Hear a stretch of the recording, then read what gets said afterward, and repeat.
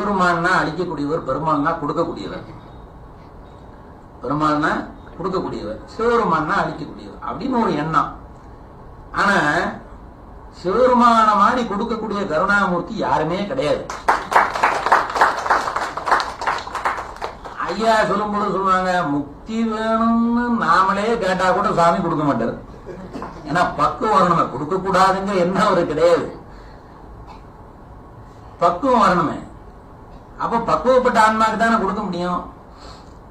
ஆக சுவாமிகிட்ட போயாச்சுன்னா அவர் இங்க உள்ள வாழ்க்கையை பத்தி எல்லாம் எதுவுமே தர மாட்டார், முக்தியை மட்டும் தான் தருவார் நினைக்கிறது எந்த விதத்துல நியாயம்? எல்லாமே அவற்றிலிருந்து தான் கிடைக்கும், சகலமும் அவற்றிலிருந்து தான் வரணும். அதனாலதான் நமக்கு சுவாமியை நினைக்கணுங்கிறதுக்காக தான் படிப்படியாக ஒவ்வொரு தீட்சையும் சுவாமி நமக்கு கொடுக்கிறார். சமயம், விசேடம், நிர்வாணம், ஆச்சாரிய அபிஷேகம், இது அவளுடைய தகுதி தந்தாவில் பண்ணிக்கலாம். பண்ணி சிவ பூஜை பண்ணணும். சிவ பூஜைக்கு உண்டான பலம் அப்படின்னாச்சுன்னா அதுக்கு சொல்லவே முடியாது. சர்வ யஜ்ஞ தபோதான தீர்த்த தேசேடு எத்தலம் தத் பலம் கோடி புனிதம் சிவலிங்கார்ச்சனா கிருதிம்பவே காரணமாக்கி. சர்வ யஜ்ஞ எல்லா விதமான யாகங்களும் நீ பண்ணலாம். தபோதான பெரிய பெரிய தபசுகள் பண்ணலாம், எவ்வளவோ பெரிய தானங்கள் பண்ணலாம்.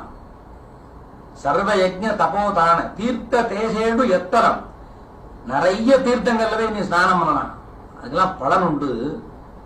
தத் பலம் கோடி புனிதம், அதெல்லாம் விட கோடி மடங்கு பலன் எதுல கிடைக்கும் பண்ணா சிவலிங்கார்ச்சனா கிருதிம்பவது. எவன் ஒருவன் சிவபூஜை பண்றானோ அவனுக்கு மட்டும்தான் கிடைக்கும்.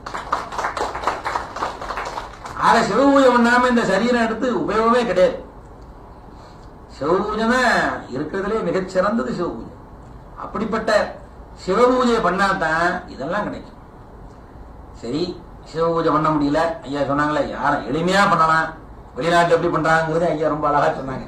ரொம்ப எளிமையா பண்ணலாம். பாருங்க, முதல்ல எடுத்துட்டோம்னா கூட சமயத்தை பத்தி சொல்லுவோம். எப்போ பெருமாளுக்கு சக்கரம் கொடுத்ததே சுவாமி தான். பெருமாளுக்கு சக்கராயணம் கொடுத்தது யாரு? சுவாமி தான். மாளுக்கு சக்கரம் அந்த சொல்லுவாங்க. சில பேரோட சொல்லுவாங்க சைவ சமயத்தை மட்டும் திருமுறையில மட்டும்தான் வருது, மகாபாரதத்துல வருது.